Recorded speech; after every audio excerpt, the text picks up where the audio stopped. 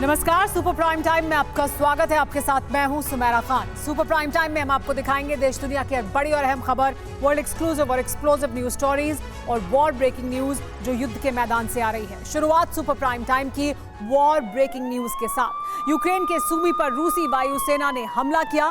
Ukraine के fighter jet की air strike देखने को मिली। कई रिहायशी इमारतों को नुकसान पहुंचा है, ये यूक्रेन द्वारा कहा जा रहा है। कई नागरिकों के मारे जाने की आशंका भी जाहिर की जा रही है यूक्रेन द्वारा। तो इस वक्त की युद्ध से जुड़ी हुई ये बड़ी खबर, कई नागरिकों के मारे जाने का दावा किया जा रहा है, आशंका जाहिर की गई है यूक्रेन द्वारा। 6 मार्च को विश्व युद्ध छिड़ने वाले हालात लेकिन बन गए हैं। यूक्रेन के ओडेसा शहर में एक राष्ट्रपति और एक प्रधानमंत्री मिसाइल हमले से बाल बाल बचे। यूक्रेन के राष्ट्रपति व्लादिमीर ज़ेलेंस्की और ग्रीस के प्रधानमंत्री किरियाकोस मिचोताकिस ओडेसा के दौरे पर थे। उनका काफिला एक मिसाइल हमले से बाल बाल बचा। यूक्रेन का दावा है कि रूस ने 2 राष्ट्राध्यक्षों की हत्या की साजिश रची, जिसे नाकाम कर दिया गया। लेकिन रूस का दावा अलग है। रूस ने कहा है कि यह विस्फोट यूक्रेन की साजिश है, जिसके पीछे वॉशिंगटन भी हो सकता है। सुपर प्राइम टाइम में देखिए ओडेसा साजिश विस्फोट की पड़ताल करती वर्ल्ड एक्सक्लूसिव रिपोर्ट।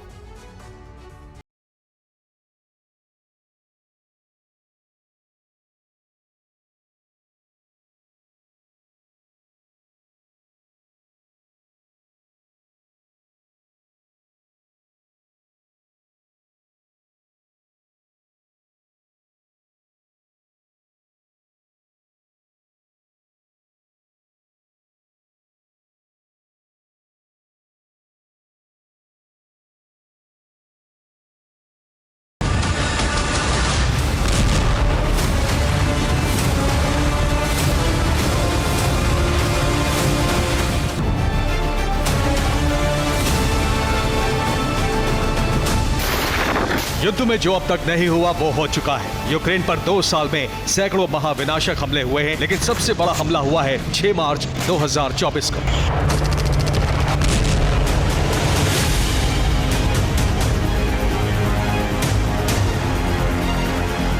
काला सागर के तट पर यूक्रेन की पोर्ट सिटी ओडेसा और इसी शहर के दौरे पर थे यूक्रेन के राष्ट्रपति वोलोदिमीर ज़ेलेंस्की। उनके साथ थे ग्रीस के पीएम किरियाकोस मिचोताकिस। दोनों के साथ 8 से ज्यादा डेलीगेट्स थे। ज़ेलेंस्की का दौरा गोपनीय था। काफिले की जानकारी गुप्त रखी गई थी।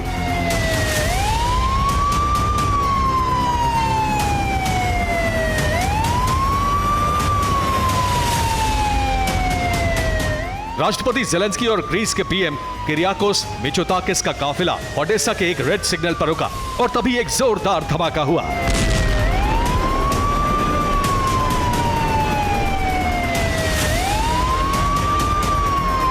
धमाके की आवाज सुनते ही यूक्रेनी राष्ट्रपति और ग्रीस के पीएम की गाड़ियां रेड सिग्नल से तेजी से आगे बढ़ गईं और इलाके में अफरा तफरी मच गई।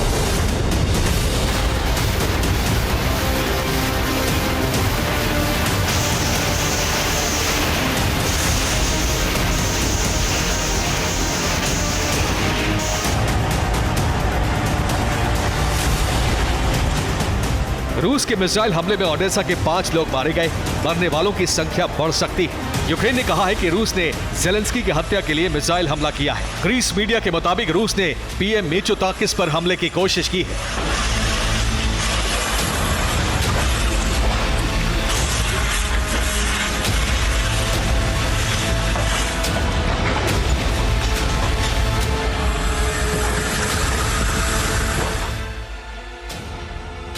ग्रीस के पीएम ज़ेलेंस्की के साथ यूक्रेन की पोर्ट सिटी ओडेसा के दौरे पर आए थे।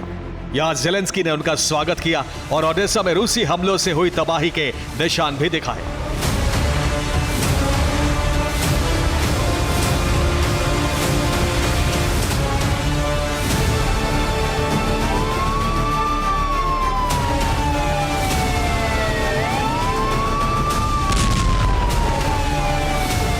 लेकिन यूक्रेन को अंदाजा तक नहीं था कि ज़ेलेंस्की के काफिले के इतने करीब रूस की मिसाइल गिरने वाली है।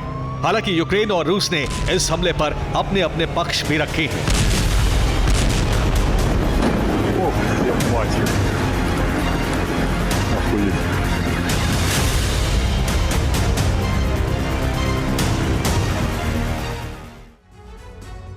रूस के हमले पर यूक्रेन ने कहा है कि रूस ने शॉर्ट रेंज इस्कंदर मिसाइल से हमला किया। रूस की मिसाइल जेलेंस्की और ग्रीक प्रधानमंत्री के काफिले से 150 मीटर दूर गिरी। ओडेसा की सड़क से गुजर रहे ग्रीस के पीएम और यूक्रेन के राष्ट्रपति जेलेंस्की की जान पर खतरा था। यूक्रेन ने कहा कि जेलेंस्की के काफिले के मूवमेंट की जानकारी लीक की गई है। जानकारी मिलने के बाद रूस ने काफिले को टारगेट बनाया, जबकि रूस का दावा है कि मिसाइल से नहीं बल्कि कामिकाजी ड्रोन से हमला किया गया। रूसी सेना के टारगेट पर जेलेंस्की का काफिला नहीं था। रूसी सेना ने ओडेसा में बने सी बेबी ड्रोन के गोदाम पर हमला किया है।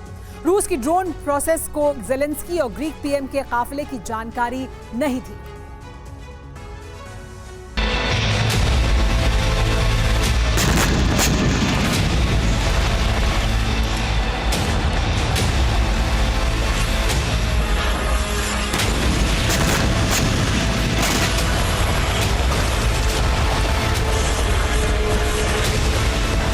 काला सागर से यूक्रेन का कनेक्शन काटने के लिए रूस पहले से ओडेसा शहर पर हमले करता रहा है, लेकिन काफिले के करीब धमाके के बाद कई तरह के सवाल उठ रहे हैं।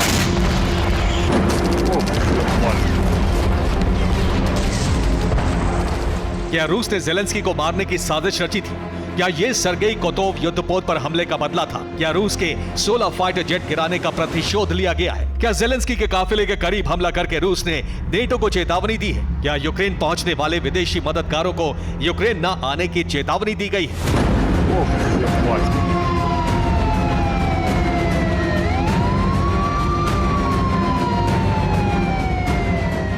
रूस के हमले से यूक्रेन और ग्रीस दो देशों में एक साथ अलर्ट अलार्म बज उठे हैं।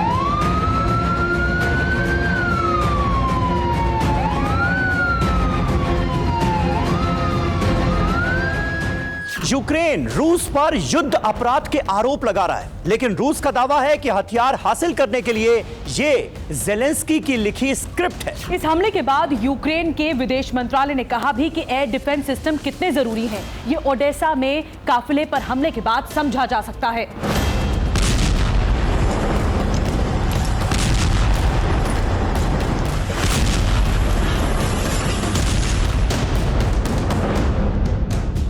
यूक्रेन खुद इस बात का दावा कर रहा है कि ग्रीस की पीएम का ओडेसा दौरा गोपनीय रखा गया था।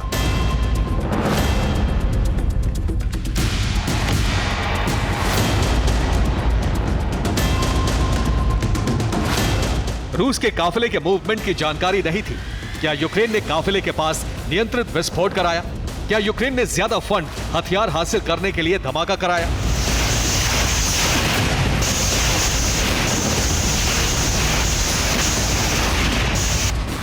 हमले का सच क्या है यह साफ नहीं है, लेकिन रूस ने कहा है कि उसका टारगेट काफिला नहीं था और काफिले के पास उसके ड्रोन से धमाका नहीं हुआ। रूस ने ओडेसा के हथियार गोदामों पर हमले किए हैं।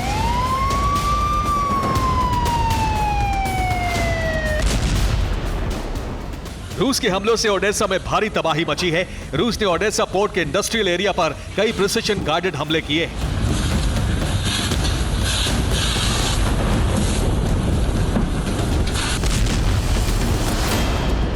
रूस ने कहा है कि यूक्रेन ने ओडेसा पोर्ट के इंडस्ट्रियल एरिया में गुप्त हथियार गोदाम बना रखे थे। इन गोदामों में सी बेबी ड्रोन रखे गए थे। इन ड्रोन से यूक्रेन काला सागर नौसेना बेड़े के जहाजों पर हमला करता है। इसके साथ साथ कामिकाजी ड्रोन भी घनी आबादी के बीच बने गोदामों में रखे गए थे। रूस ने कहा है कि आत्मरक्षा में इन गोदामों पर हमला किया गया है। आसपास हुए नुकसान के लिए यूक्रेन खुद जिम्मेदार है।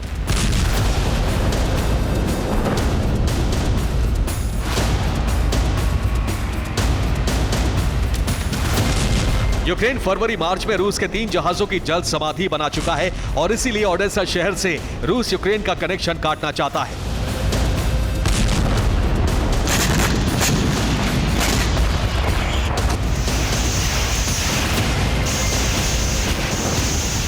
ओडेसा पर रूस के हमले फरवरी के महीने से जारी हैं।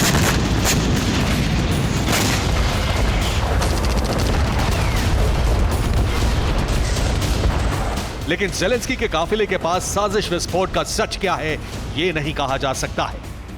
Bureau report, TV9, Bharatvarsh.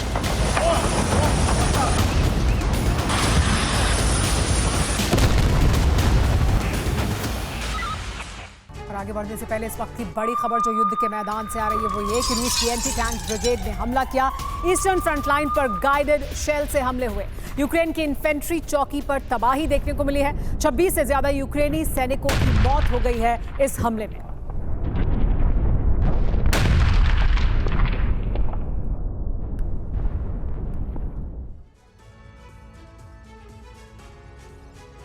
Pentagon नए ब्लूप्रिंट पर काम कर रहा है। व्हाइट हाउस में इमरजेंसी मीटिंग बुलाई जा सकती है क्योंकि अब लाल सागर में हूती पूरी तरह से हावी हो चुका है।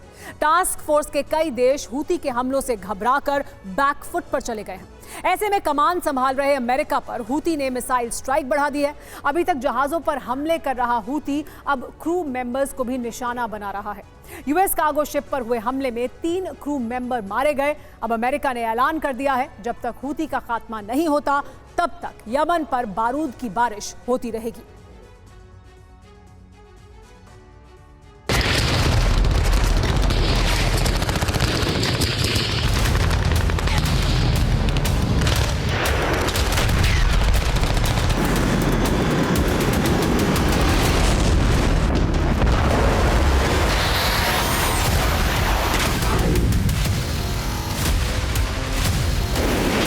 हूती को काबू करने की कोशिश का अंजाम यह हुआ कि हूती भड़क गया। हमले और तेज हो गए।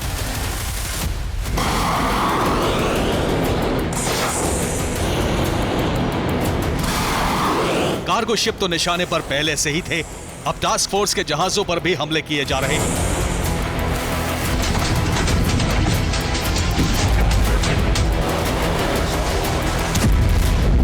और अब लाल सागर में ऐसा हो गया जो पिछले साल नवंबर में शुरू हुए युद्ध में पहली दफा हुआ है।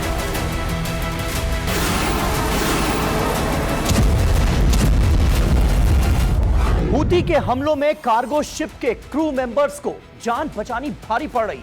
एंटी शिप मिसाइल से जान बचे तो ड्रोन जान लेने पर आमादा है। इस दफा हूती ने अमेरिका के कार्गो शिप को निशाना बनाया, यानी सीधे सुपर पावर को चैलेंज दिया है कि रोक सको तो रोक लो।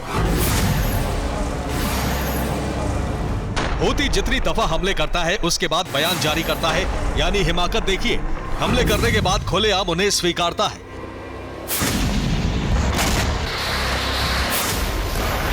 आगे इससे ज्यादा विध्वंसक हमले की धमकी भी देता है।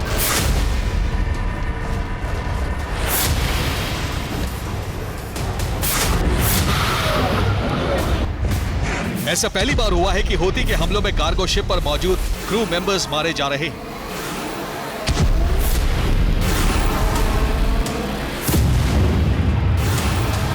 लाल सागर में अमेरिकी कार्गो शिप पर हमला हुआ, उस पर 22 से ज्यादा क्रू सदस्य थे, जिनमें से 12 समंदर में कूद गए। बताया जा रहा है कि 3 क्रू मेंबर की मौत हो गई, जबकि 4 क्रू मेंबर्स लापता हैं।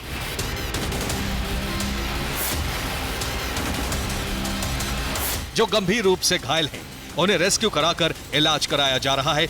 इस बीच भी हूती के मंसूबे जारी रहे।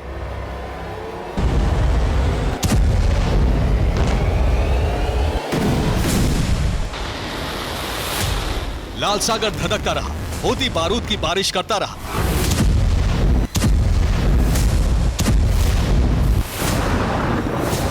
कई दफा क्रू मेंबर्स और रेस्क्यू टीम के सदस्यों ने समंदर में कूदकर जान बचाई।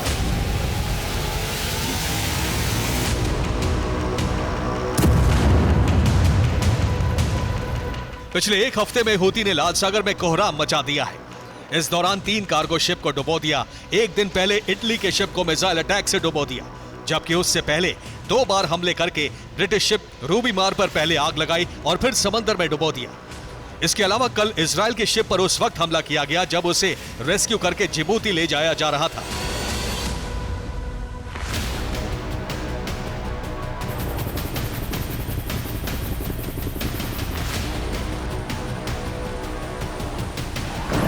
तीन दिन में 3 कार्गो शिप डुबो डाले। अब कुछ घंटे पहले अमेरिकी कारोबारी शिप पर हमला किया गया।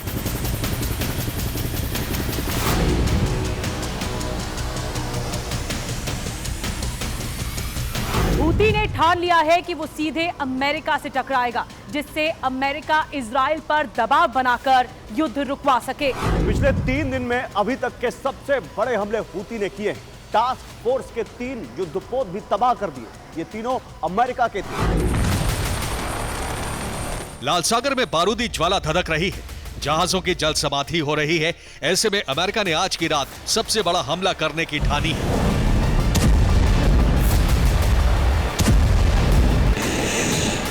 आज रात प्रॉस्पेरिटी गार्डियन के तहत बनाए गए गठबंधन की सेना यमन में हूती ठिकानों को तहस नहस कर सकती है।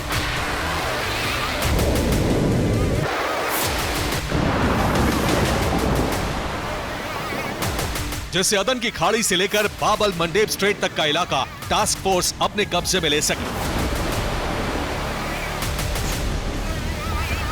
और समुद्री जहाजों को आसानी से बिना किसी नुकसान के यूरोपीय देशों तक पहुंचा सके।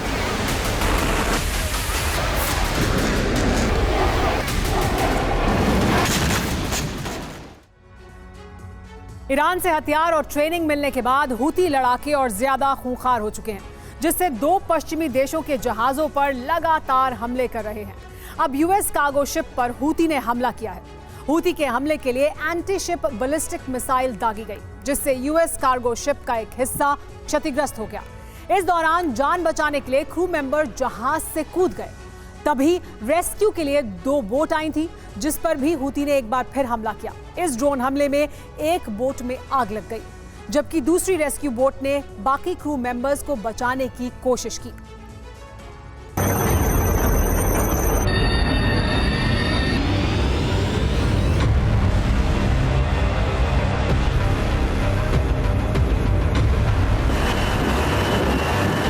इस दौरान इंडियन नेवी का शिप आईएनएस कोलकाता मसीहा बनकर वहां पहुंच गया,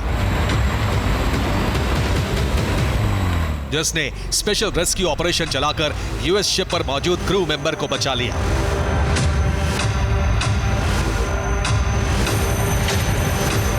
न सिर्फ जहाज पर मौजूद सदस्यों को बचाया गया, बल्कि जान बचाने के लिए लाइफ जैकेट पहनकर समुद्र में कूदे क्रू सदस्यों को भी सुरक्षित इंडियन नेवी के जहाज पर पहुंचा दिया।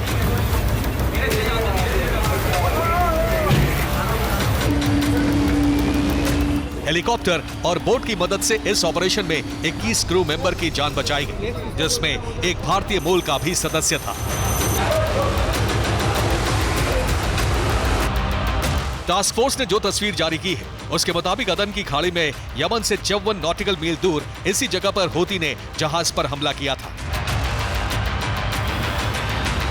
ट्रू कॉन्फिडेंस नाम के ऑयल टैंकर पर एंटी शिप मिसाइल से हमला किया गया।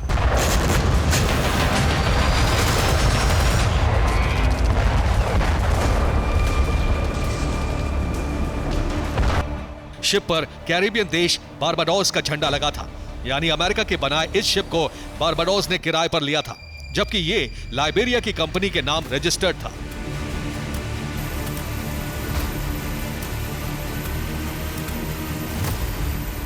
जो अफ्रीकी देशों से यूरोपीय देशों के बीच तेल और दूसरी जरूरी चीजें पहुंचाता था। इसी तरह हूती लड़ाके पिछले कुछ वक्त से सभी कार्गो शिप को टारगेट कर रहे हैं। एक तरफ मिसाइल बरसा रहे हैं, ड्रोन हमले कर रहे हैं।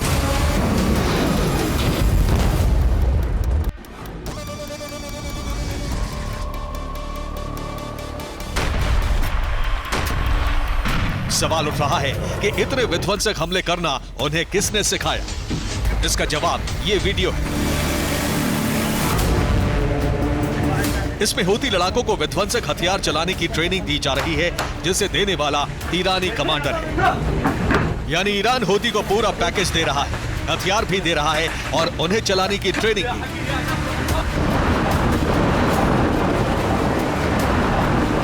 यही वजह है कि हूती लाल सागर में हर जगह हमले कर रहा है। यहां तक कि जो जहाज लाल सागर रूट से बचकर सोमालिया रूट से जा रहे हैं, हूती लॉन्ग रेंज मिसाइल से उन्हें भी टारगेट कर रहा है।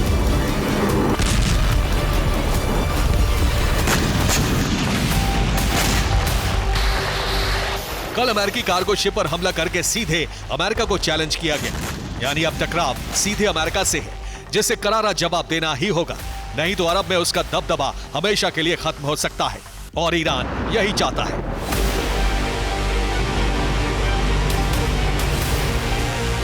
तभी तो हूती और हमास को उकसाकर भूमध्य सागर से लेकर लाल सागर तक पश्चिमी देशों को फंसाने का चक्रव्यूह बना लिया है। Bureau report, TV9 Bharatvarsh. War breaking news ये कि यूक्रेनी हाईमास पर रूस ने हमला किया है। कामिकाज़ी ड्रोन से रूस ने किया ये हमला। हमले में तबाह हुआ है यूक्रेन का हाईमास सिस्टम। ये बड़ा हमला जो रूस द्वारा किया गया यूक्रेन के हाईमास सिस्टम पर, और कामिकाज़ी ड्रोन से किया रूस ने ये हमला।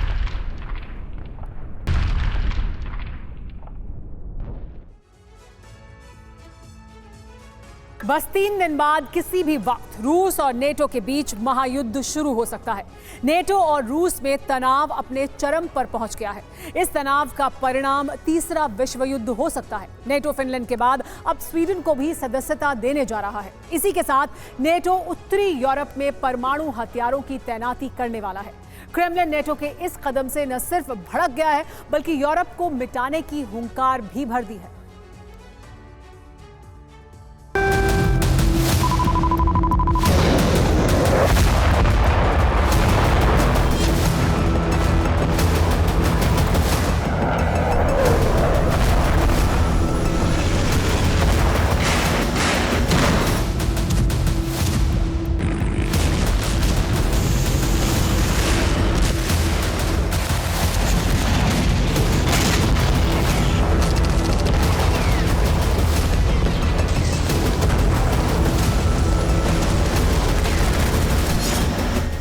मार्च 2024 ये वो तारीख है जिसके बाद तीसरे विश्व युद्ध की शुरुआत हो सकती है।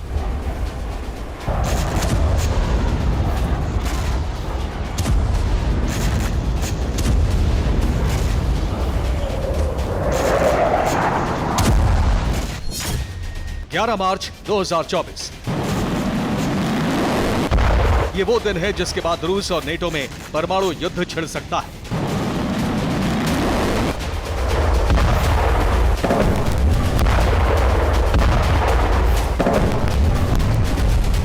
महाविनाश की वजह बनेगा नेटो का एक और बड़ा फैसला।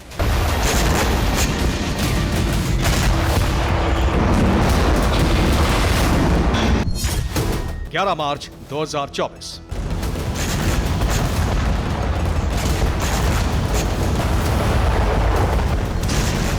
इसी दिन स्वीडन नेटो का सदस्य बन जाएगा। सभी औपचारिकता पूरी हो चुकी है।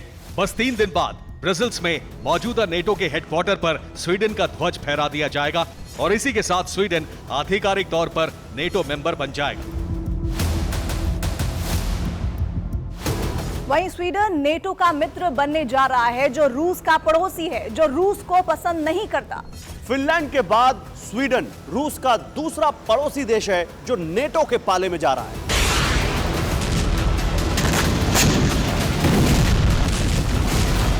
स्वीडन के नेटो सदस्य बनने की फाइनल तारीख सामने आई तो क्रेमलिन बौखला गया। उसने नेटो के खिलाफ जंग छेड़ने की हुंकार भर दी। रूस का गुस्सा ब्लैक सी के आसमान में देखा। ब्लैक सी में यूक्रेन बॉर्डर के पास ब्रिटेन के 3 एयरक्राफ्ट पहुंच गए। एक RC-135 एयरक्राफ्ट था और 2 टाइफून। ब्रिटेन के ये तीनों विमान जैसे ही रूस के गढ़ यानी ब्लैक सी में पहुंचे, रूसी सेना भड़क गई। ब्रिटिश विमानों को घेरने के लिए रूसी सेना ने Su-30 लड़ाकू विमानों का बेड़ा भेज दिया।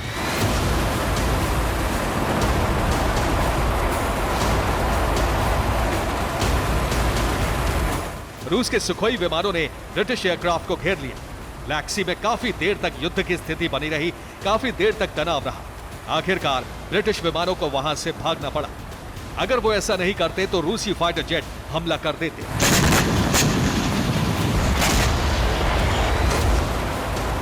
पुतिन के गुस्से की वजह है नेटो की वो गतिविधियां जो वो रूसी सीमा के पास कर रहा है। नेटो ने पहले फिनलैंड को अपना सदस्य बनाया और अब स्वीडन को अपने पाले में लाने जा रहा है।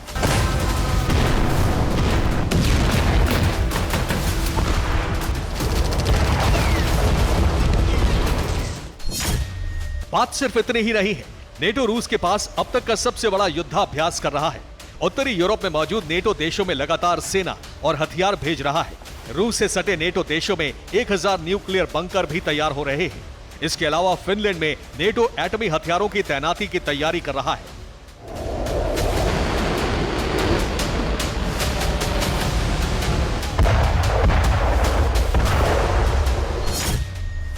कुछ दिन पहले ही फिनलैंड के राष्ट्रपति ने रूस से खतरा बताते हुए न्यूक्लियर फोर्स बनाने का ऐलान किया था।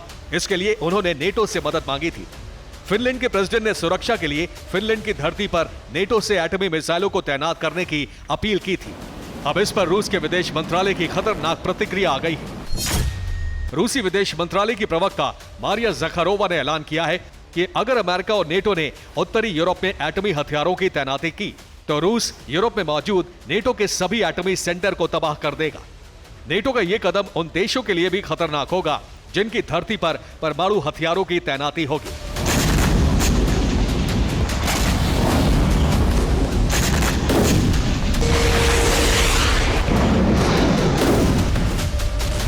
रूस की तरफ से यह नेटो को खतरनाक वार्निंग है। सवाल यह है कि आखिर नेटो उत्तरी यूरोप में कहां-कहां एटमी हथियार तैनात कर सकता है। रूस के टारगेट पर नेटो के कौन-कौन से एटमी सेंटर हैं? फिनलैंड के कहने पर नेटो अब उत्तरी यूरोप में मौजूद नेटो देशों में एटमी हथियार तैनात करने जा रहा है। ये देश हैं स्वीडन, फिनलैंड, एस्टोनिया, लातविया और लिथुआनिया। ये रिपोर्ट जैसे ही सामने आई, रूसी विदेश मंत्रालय ने विध्वंसक धमकी दे दी। उत्तरी यूरोप में एटमी तैनाती की खबर पर भड़के रूस ने नेटो को तबाह करने की धमकी दी। रूस ने कहा कि नेटो के इस कदम का बहुत ही खतरनाक अंजाम होगा। रूस ने ऐलान किया है कि वो न सिर्फ नेटो के एटमी सेंटर को तबाह कर देगा, बल्कि जो भी देश अपनी धरती पर नेटो के एटम को तैनात करवाएगा, उनका हश्र भी भयावह होगा। रूस की धमकी यहीं खत्म नहीं हुई। उसने ऐलान किया कि हमारे टारगेट पर यूरोप में मौजूद नेटो के सभी एटमी सेंटर होंगे। फिलहाल नीदरलैंड्स, बेल्जियम, जर्मनी और इटली में नेटो के एटमी सेंटर हैं। ये चारों देश नेटो सदस्य भी हैं। रूस ने कहा है कि उत्तरी यूरोप में नेटो ने एटमी हथियार भेजे तो वो यूरोप में मौजूद नेटो के इन सभी एटमी सेंटर को जला देगा। रूस की तरफ से ये हुंकार ये ऐलान कर रही है कि रूसी सेना नेटो विनाश की तैयारी कर चुकी है। रूस नेटो के खिलाफ विध्वंसक पलटवार करने को तैयार है।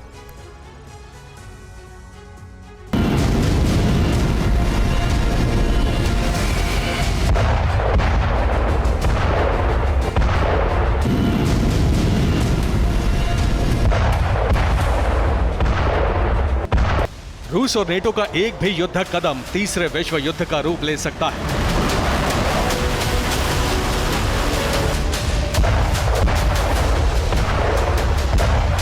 यूरोप पर अब तक का सबसे बड़ा परमाणु खतरा मंडरा रहा है। इस बात का ऐलान किसी और ने नहीं बल्कि इंटरनेशनल एटॉमिक एनर्जी एजेंसी के चीफ राफेल ग्रॉसी ने किया है। मॉस्को में पुतिन से मिलने के बाद ग्रॉसी ने कहा कि यूरोप में किसी भी वक्त परमाणु विनाश हो सकता है। यूरोप पर अब तक का सबसे बड़ा खतरा मंडरा रहा है।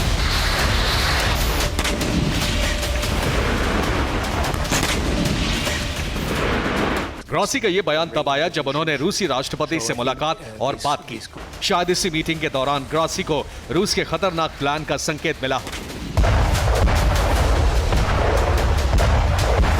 नेटो और रूस में जंग की संभावना इसलिए भी बढ़ गई है क्योंकि दोनों समंदर में भी जबरदस्त तैनाती कर रहे हैं। आर्कटिक में खतरनाक हथियारों का डिप्लॉयमेंट कर रूस और नेटो एक दूसरे की घेराबंदी कर रहे हैं।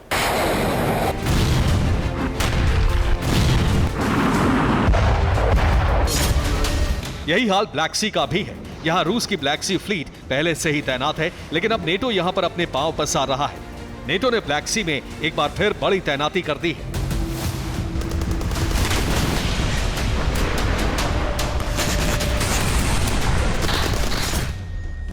ब्रिटेन ने काला सागर में 2 टाइफून लड़ाकू विमान भेज दिए हैं। अमेरिका ने G550 CAEW फाइटर जेट भेज दिया है। अमेरिका ने RC-135 river joint surveillance aircraft को भी रवाना कर दिया है। पेंटागन ने ब्लैक सी में P-8 पोसाइडन को भी काम पर लगा दिया है। यह भी पेट्रोल और सर्विलांस एयरक्राफ्ट है। इतना ही नहीं, अमेरिका का RQ-4 ग्लोबल हॉक मानव रहित 2 ही विमान भी रूस पर नजर रख रहा है।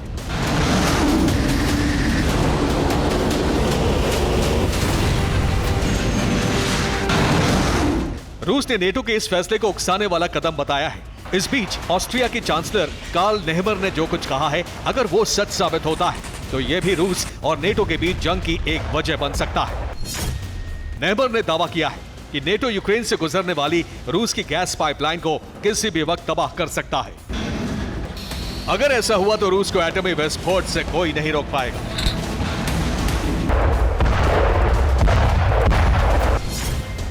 नेटो रूस की जिस गैस पाइपलाइन को उड़ाने के प्लान पर काम कर रहा है वो रूस से बेलारूस तक है। बेलारूस से यह गैस पाइपलाइन यूक्रेन होते हुए हंगरी, स्लोवाकिया और ऑस्ट्रिया को गैस सप्लाई करती है। ऑस्ट्रिया का दावा है कि नेटो इसी गैस पाइपलाइन को यूक्रेन में तबाह कर सकता है। अगर ऐसा हुआ तो पुतिन ऐसी परमाणु सुनामी लाएंगे जो कई देशों का अस्तित्व मिटा देगी। Bureau report, TV9 Bharatvarsh. और इसी से जुड़ी बड़ी खबर यह कि समय से पहले नेटो में शामिल होगा स्वीडन। ब्रसल्स मुख्यालय पर नेटो का समारोह हो रहा है। नेटो मुख्यालय पर स्वीडन का झंडा फहराया जाएगा। 11 मार्च को स्वीडन को शामिल होना था। 7 मार्च को ही स्वीडन बना है नेटो का सदस्य। एक और बड़ी खबर आपको बता दें, अवदिव्का में रूस यूक्रेन की भीषण जंग जारी है। यूक्रेनी सेना पर रूस की एयर स्ट्राइक हुई है। यूक्रेन के 390 सैनिक मारने का दावा किया जा रहा है रूस द्वारा।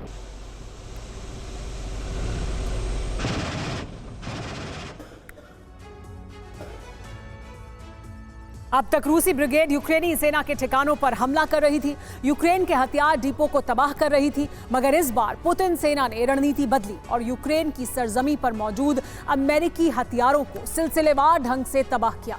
जमीन से लेकर आसमान तक ऐसा प्रहार किया जिसके चलते अमेरिकी हथियार नेस्तनाबूद हो गए। और सबसे अहम ये कि जिसे सैटेलाइट सिस्टम से यूक्रेनी सेना रूस से जुड़ी जानकारी जुटा रही थी उसे भी पुतिन की फौज ने ध्वस्त कर दिया। आखिर कैसे? पुतिन के बारूदी ताप से एक एक कर राख हुए अमेरिकी हथियार, आप भी देखिए।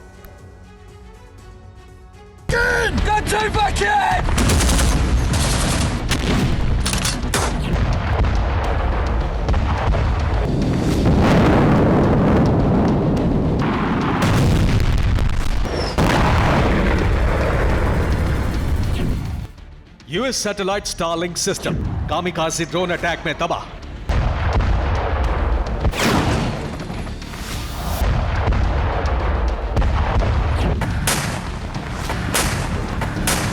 अमेरिकी M1 अब्राम्स टैंक बारूदी प्रहार से नेस्तनाबूद।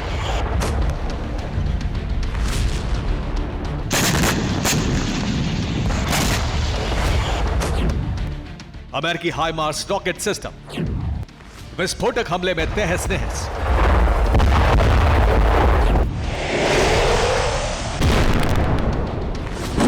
Ох, ебать.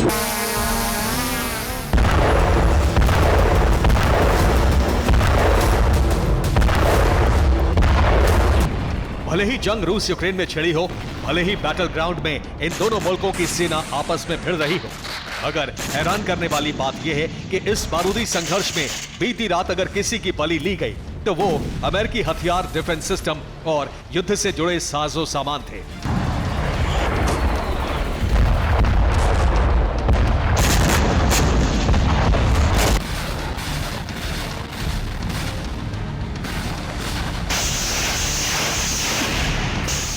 जी हां, वॉर जोन में वैसे तो रूसी फौज ने यूक्रेनी इलाकों को दहलाया, प्रचंड बारूद बरसाया,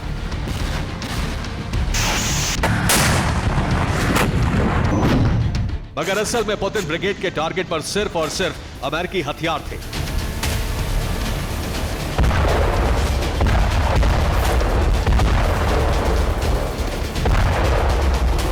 जिन्हें रूसी सेना ने ताबड़तोड़ हमलों में खाक कर दिया, जलाकर राख कर दिया। मसलन रूस डिफेंस ने टोपास कामिकाज़े ड्रोन से यूएस स्टारलिंक सिस्टम को उड़ाया। T-72 B3 टैंक के हमले में यूएस अब्राम्स टैंक को तबाह किया। वहीं मिसाइल अटैक में यूएस के हाइमार्स लॉन्चर को ध्वस्त किया।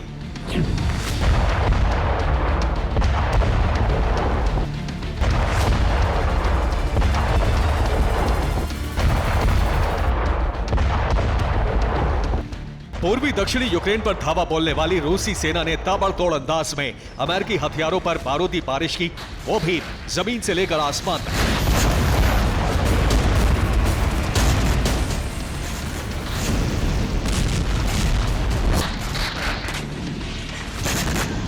टैंक, ड्रोन से लेकर मिसाइल तक, बस फिर क्या, रूसी हमलों में अमेरिकी हथियारों की बलि चढ़ गई।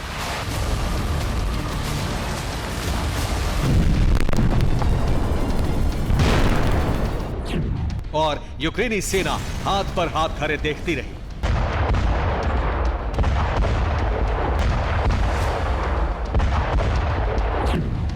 बैटल ग्राउंड में अमेरिकी हथियारों की तबाही देख जहां पेंटागन सहम गया, वहीं जोश से लबरेज रूसी ब्रिगेड ने अवदीपका से आगे बढ़ते हुए ओडेसा रीजन की ओसिकोवा नदी के दोनों तटों वाले इलाके पर कब्जा कर लिया।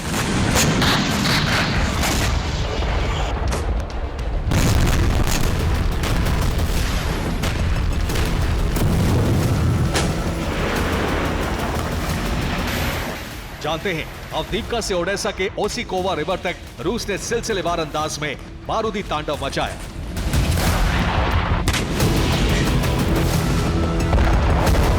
क्रास्नोगोरोवका में फैब 500 बम से स्ट्राइक की। निकोपोल में कामिकाज़े ड्रोन से विस्फोटक हमले किए। डोनेस्क में Ka-52 अटैक हेलीकॉप्टर से धावा बोला। रूसी डिफेंस ने यूक्रेन के ड्रोन हमले को भी नाकाम किया।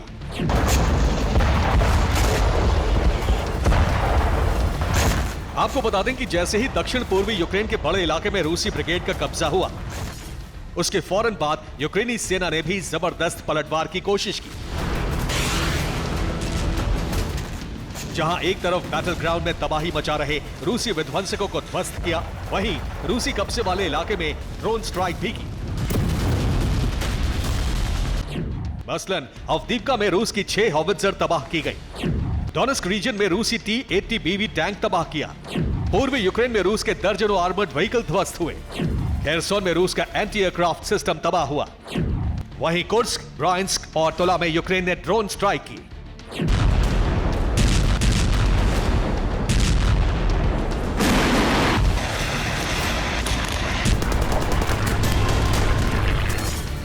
मतलब यह कि यूक्रेन भी रूस के हमले का जवाब देने की कोशिश में जुटा है।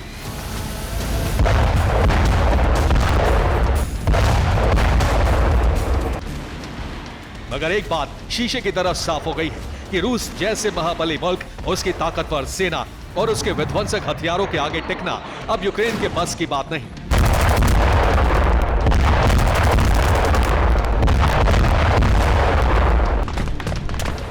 क्योंकि एक तरफ रूस ताबड़तोड़ हमले कर रहा है, दक्षिण पश्चिमी यूक्रेन के ज्यादातर इलाकों पर कब्जा कर चुका है,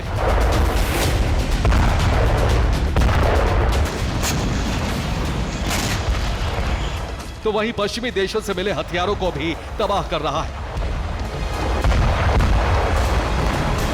ताकि यूक्रेन के मददगार मुल्क उसे हथियारों की सप्लाई ना करें।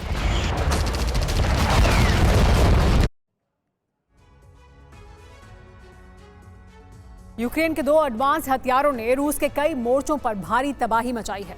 16 जनवरी को फ्रांस के राष्ट्रपति इमानुएल मैक्रोन ने कहा था कि यूक्रेन को हैमर बम दिए जाएंगे, और 5 मार्च को यूक्रेन ने ईस्टर्न फ्रंटलाइन की रूसी सैन्य चौकी पर इन बमों से जबरदस्त हमला किया। दूसरा हथियार है वेम्पायर ड्रोन, जिसे यूक्रेन में ही विकसित किया गया है। इन दोनों हथियारों से यूक्रेन की सेना का हमला करने की रेंज और मारक क्षमता बढ़ गई है। देखिए यूक्रेन के ये 2 खास हथियार कैसे रूस की परेशानी बन गए हैं।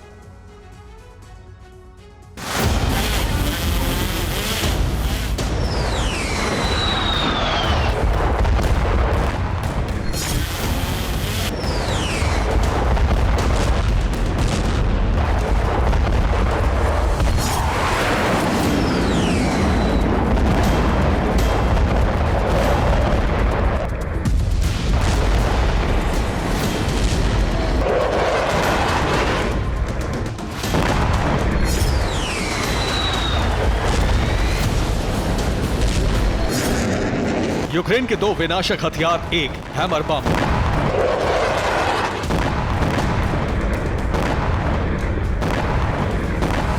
और दूसरा वैम्पायर ड्रोन।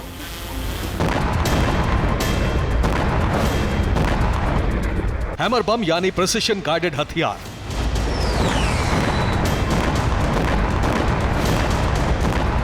और वैम्पायर ड्रोन जिसे एक लैपटॉप स्क्रीन से कंट्रोल करके दुश्मन का ठिकाना तबाह कर दिया जाता है।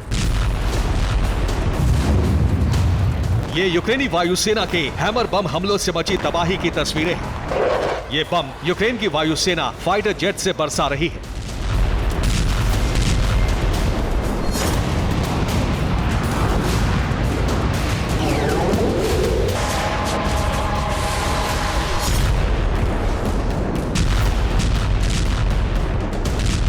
5 मार्च को यूक्रेन ने हैमर बम से पहला हमला किया।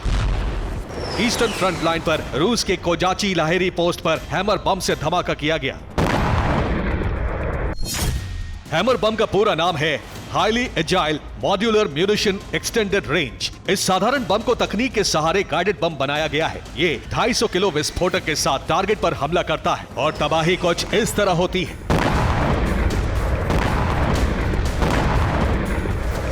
5 मार्च को यूक्रेन ने जो पहला हैमर बम हमला किया, उस पर रूसी सेना के लिए संदेश लिखा था। बम पर यूक्रेनी सेना ने लिखा, ये ओडेसा के बच्चों का प्रतिशोध है, वो भी निर्दयता और अपमान के साथ लिया जा रहा है। 4 मार्च को रूस ने ओडेसा पर हमले किए थे, जिसमें 5 बच्चों के मारे जाने की खबर आई थी।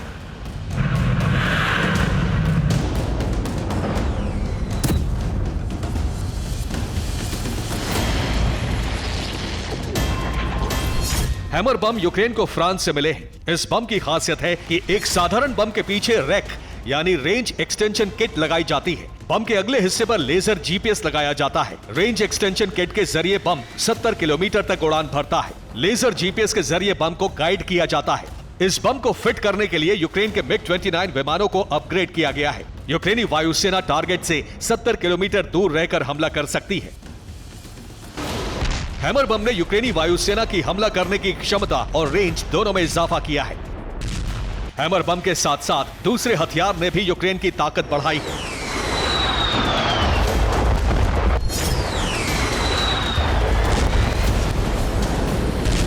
यह है यूक्रेन का वैम्पायर ड्रोन। इस ड्रोन को उड़ाना वीडियो गेम खेलना जितना आसान है।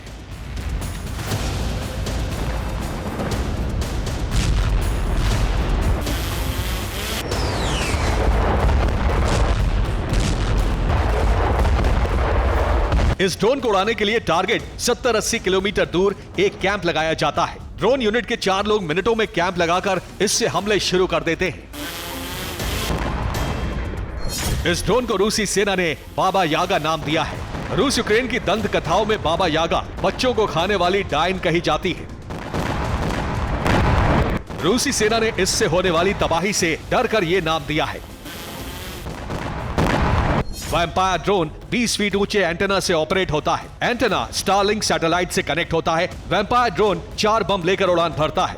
इसमें anti tank grenade, mortar, high explosive grenade लगे होते हैं। ये एक दिन में 50 उड़ान भर सकता है। इसका आकार कॉफी टेबल जितना होता है। 2 से 4 लाख रुपए की लागत में एक ड्रोन तैयार हो जाता है। यूक्रेन का हैमर बम और वैम्पायर ड्रोन रूसी मोर्चों पर जबरदस्त तबाही मचा रहे हैं। Bureau report, TV9 Bharatvarsh. अब तक चीन पर यह आरोप लगाए जाते थे कि वो दुनिया की नजरों से बचकर चोरी छिपे अपने न्यूक्लियर प्रोग्राम को चला रहा है, परमाणु हथियारों की खेप बढ़ा रहा है। मगर अब चीन से यह खबर सामने आई है कि उसने अपने बम वर्षक शियान H6 के 3 नए वर्जन तैयार कर लिए हैं। इतना ही नहीं, जल्द ही ड्रैगन परमाणु हमला करने वाली ICBM भी तैयार करने वाला है। ऐसे में सवाल खड़ा होता है कि आखिर जिनपिंग का नया एटमी षड्यंत्र क्या है। आप भी देखिए।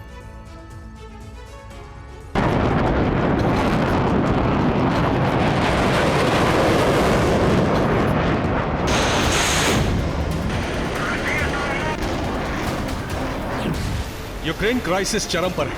पुतिन की सेना एक्शन में है, तो वही यूक्रेन का साथ देने वाले नेटो और सुपर पावर अमेरिका भी जंगी मोड में दिखाई दे रहे हैं।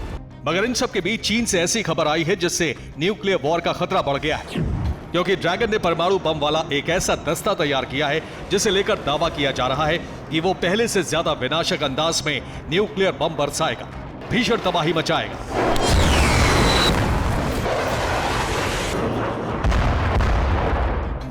आसमान को चीरते हुए आगे बढ़ रहा ये एयरक्राफ्ट कोई आम जहाज नहीं, बल्कि चीन का शियान H6 स्ट्रैटेजिक बॉम्बर है।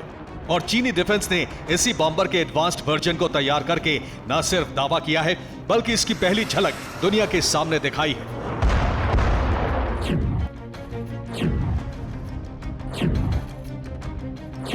चीन की मीडिया रिपोर्ट में H6 बॉम्बर को लेकर यह दावा किया गया है कि PLA की स्ट्रैटेजिक कमांड ने H6 बॉम्बर के 3 एडवांस्ड वर्जन तैयार किए हैं। पहला H6J दूसरा H6K और तीसरा H6N है। ये तीनों वर्जन ईस्टर्न थिएटर कमांड को दिए गए।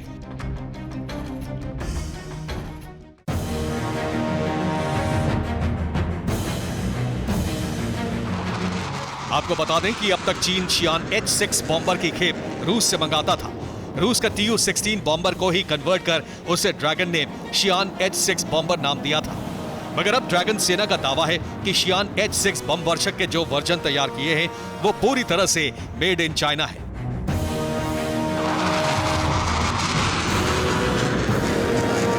दरअसल आज के दौर में बॉम्बर्स ही वो जंगबाज हैं जो किसी युद्ध का नक्शा और परिणाम दोनों बदल सकते हैं। ऐसे में चीन ने अपने H6 बॉम्बर के तीनों वर्जन को कितना ताकतवर बनाया है, ये भी आपको बताते हैं। मसलन शियान H6 एक स्ट्रैटेजिक बॉम्बर है। इसकी मारक क्षमता 6000 किलोमीटर है। इसकी रफ्तार 1050 किलोमीटर प्रति घंटे है।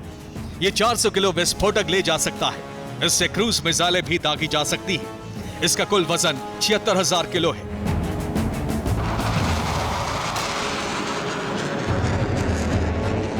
जहां H6J सर्वेलांस का काम करेगा, वहीं H6K और H6N परमाणु हमले के लिए इस्तेमाल किए जाएंगे।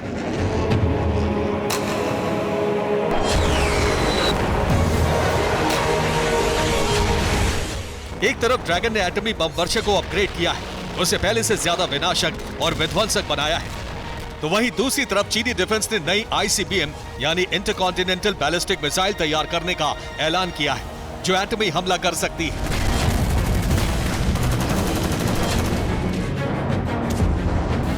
मतलब ये कि ड्रैगन का परमाणु प्लान जोर शोर से एक्टिव है और जिस तरह चीन एटमी हथियारों की खेप बढ़ा रहा है, ठीक उसी तरह न्यूक्लियर अटैक करने वाले विध्वंसकों को तैयार कर रहा है।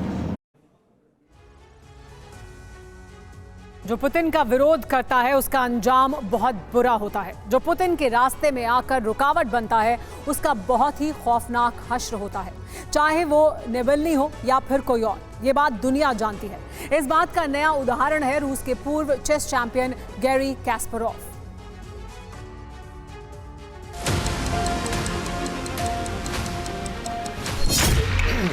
गैरी कैस्परोव, अब तक दुनिया उसे रूस के बड़े चेस खिलाड़ी के रूप में जानती थी, जो चेस का चैंपियन रह चुका है।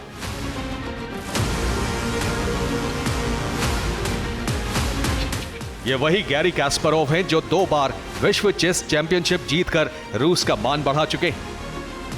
एक पॉलिटिकल एक्टिविस्ट, पुतिन के विरोधी गैरी कैस्परोव की ये एक और पहचान है। लेकिन अब रूस में उनकी पहचान बदल गई है। गैरी कैस्परोव को रूस में अब आतंकी का दर्जा दे दिया गया है।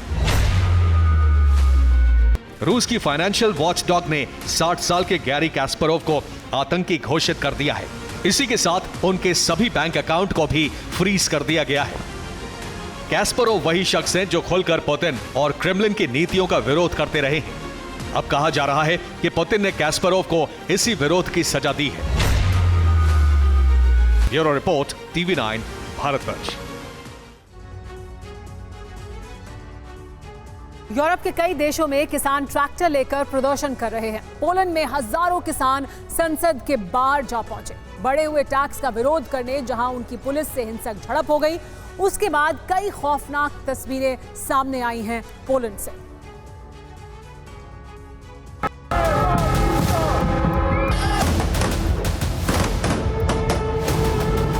ये पोलैंड के किसान हैं, आक्रोशित, हिंसक और पुलिस से भिड़ने को तैयार। पोलैंड की राजधानी वॉर्सो में हजारों किसान ट्रैक्टर लेकर पहुंच गए। उसके बाद संसद के सामने प्रदर्शन करने लगे।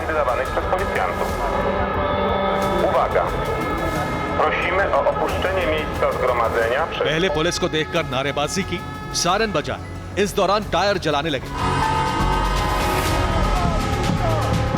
पुलिस ने रोका तो पुलिस से भिड़ गए। इस दौरान पटाखे भी चलाए। हालात हाथ से निकलता देख पोलैंड पुलिस ने सख्ती दिखानी शुरू कर दी, जिसके बाद किसानों की धरपकड़ शुरू कर दी। किसानों को काबू में करने के लिए आंसू गैस के गोले दागे, स्मोक गन भी चलाई, चिली और केमिकल स्प्रे से किसानों को खदेड़ने की कोशिश की। जब किसान पुलिस पर हावी होने लगे, भिड़ंत हाथापाई तक जा पहुंची, तब पोलैंड पुलिस ने हल्का लाठीचार्ज का सहारा लेकर उत्पात मचा रहे किसानों को काबू में किया।